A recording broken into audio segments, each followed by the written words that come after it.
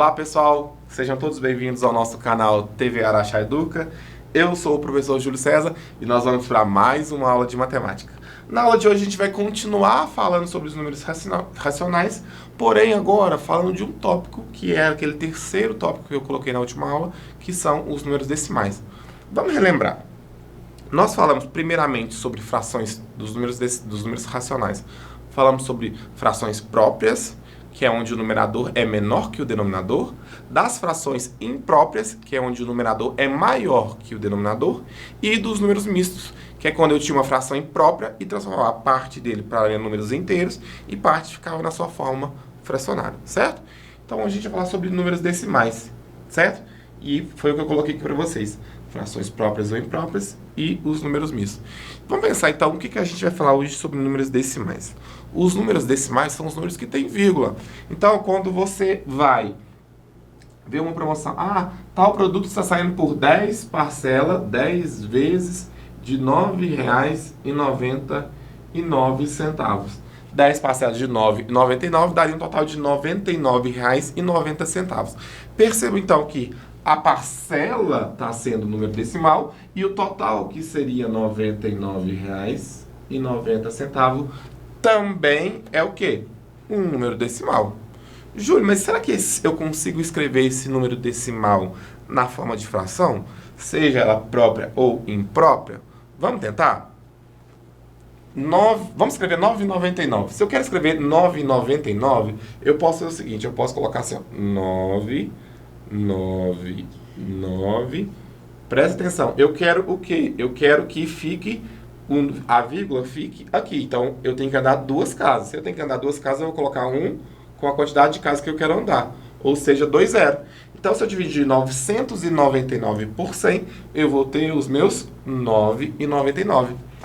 Júlio, isso aí é o quê? Fração própria ou fração imprópria? Vamos pensar. E aí nós vamos aproveitar os nossos recursos tecnológicos que nós temos e vamos ligar.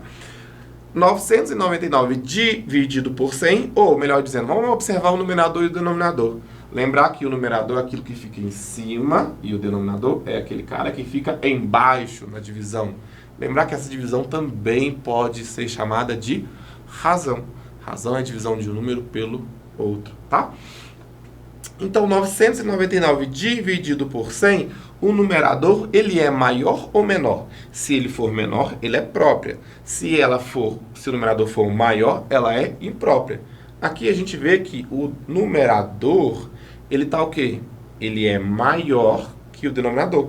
Então, isso aqui é uma fração imprópria, ok? E essa fração imprópria, o que eu posso fazer com ela? Transformá-la em número misto.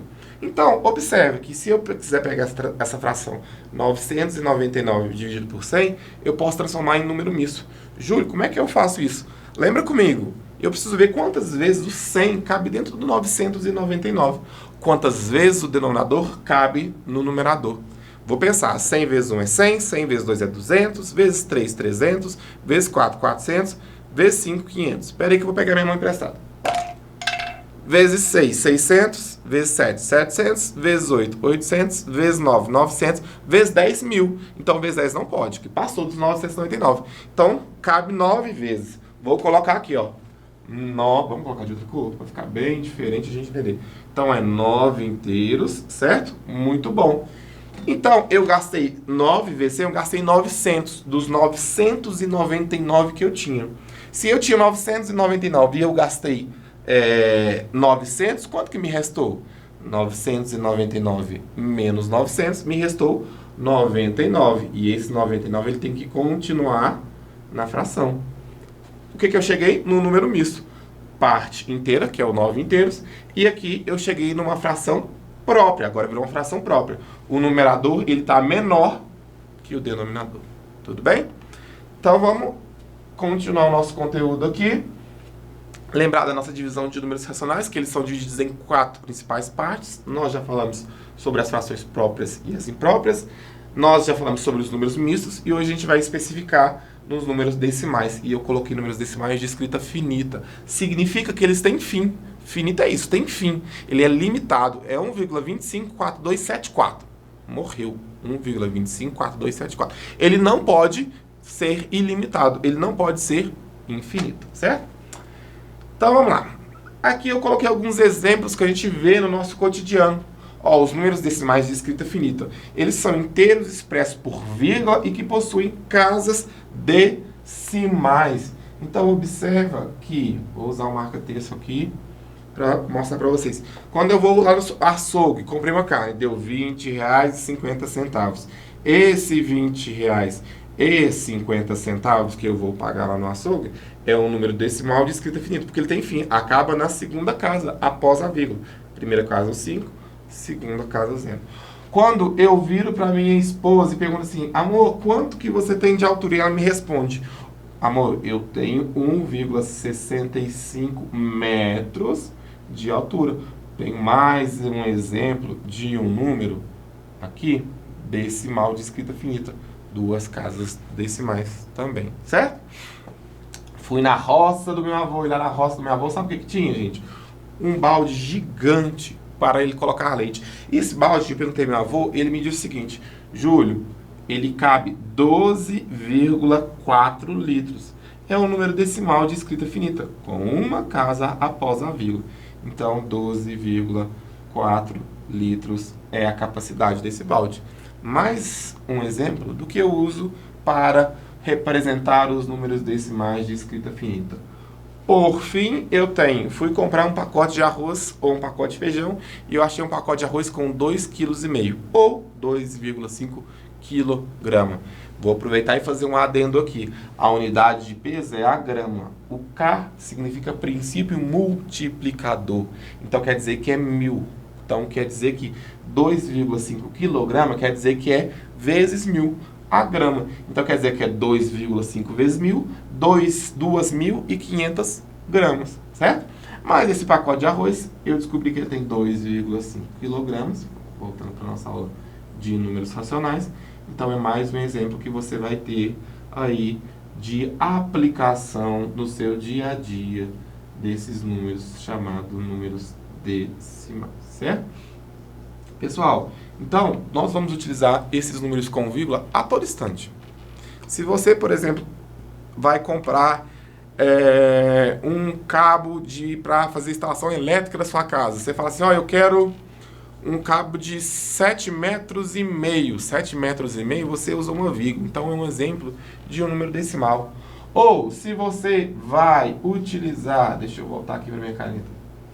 Se você vai comprar uma garrafa de suco para o seu filho levar para a escola. Esses dias eu estava comprando um suco para o meu menino levar para a escola e eu vi lá que ela continha 300 ml de suco. 300 ml quer dizer que é 300 mililitros.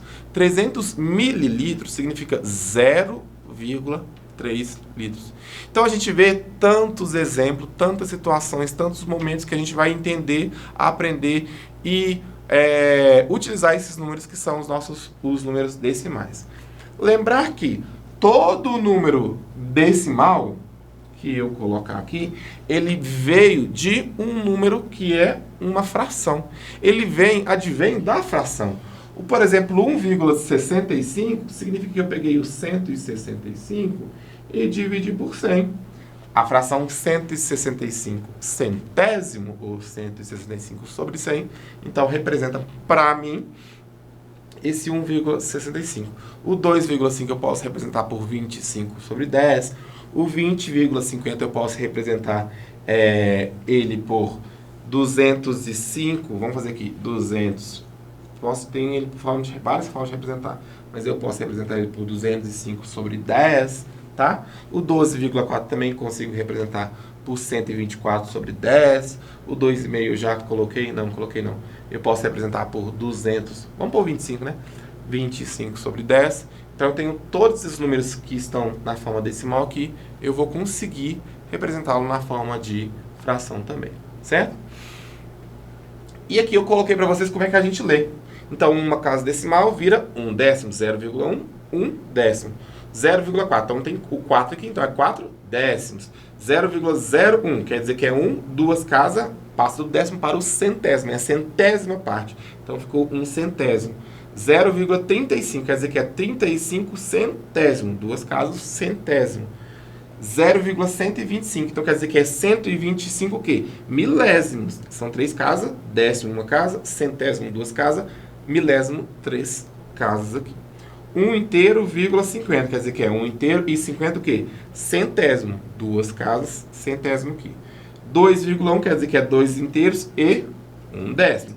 4,8 quer dizer que é 4 inteiro e 8 décimos aí. É apenas a forma que a gente vai ler esses números para que vocês, muitas das vezes que as pessoas conversarem, falarem, tentarem explicar para vocês, vocês consigam compreender. Uma casa é décimo, 2 casas é centésimo, 3 casas é milésimo, ok? E aí eu tenho que, como é que eu represento uma fração em sua forma decimal? Basta você fazer divisão. Então, por exemplo, 3 quartos, basta eu fazer 3 dividido por 4. Quando eu faço 3 dividido por 4, eu tenho que aumentar um zero e colocar o 0, aqui.